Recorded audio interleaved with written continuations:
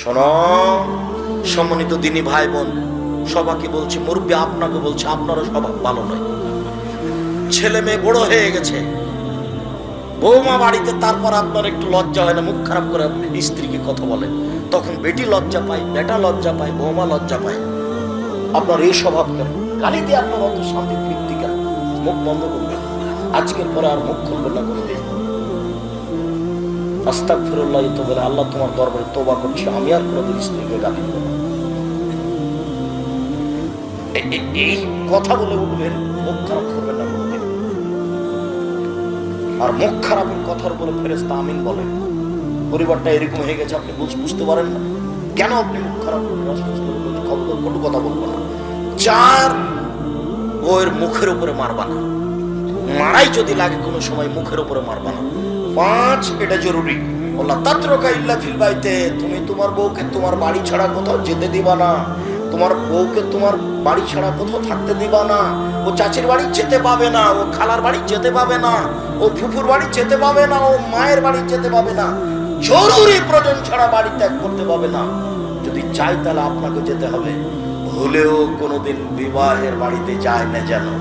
বিবাহের বাড়িতে গেলে স্বামীর সংখ্যা বেশি হয়ে যায়। কাজেই ভুলেও কোনোদিন বিবাহের বাড়ি যেতে দিবেন না।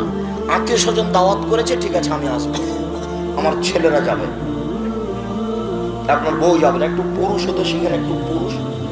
ওই যে ছোট ব্লাউজ পরে আছে, ওটা আমার বউ। ওই যে ঢং ঢং করে এসেছে আর গল্প এখনো দাঁড়িয়ে আছে, জান দেখে আসেন, ওটা আমার বউ নয়। জান দেখে আসেন, দাঁড়িয়ে আছে এখন। আশ্চর্য কথা, থাকবে কেন? কেন আছে? আমি তো আসলাম, তখন দেখলাম যে সরে গিয়ে আর একটা লোকের সাথে কথা বলছে। ও তো আপনার মেয়ে, না হলে আপনার বউ। কেন আছে? জানে না যে আব্দুর রাজ্জাক বিন ইউসুফ আজকে আসছেন? কোন সাহসে যায়, কোন সাহসে কথা বলে, হিসাব পায় না। নিজেকে পুরুষ মনে করিয়েন। প্রেসিডেন্ট আইয়ুব পাকিস্তানের উপরে কারফিউ জারি করেছেন, আর আপনি আপনার বাড়ির উপরে কারফিউ জারি করবেন। 44 ধারা জারি থাকবে বাড়িতে, তার মানে আপনি পুরুষ।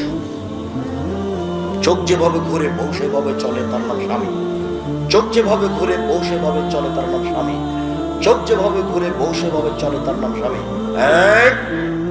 কোথায় গেছিলে তুমি?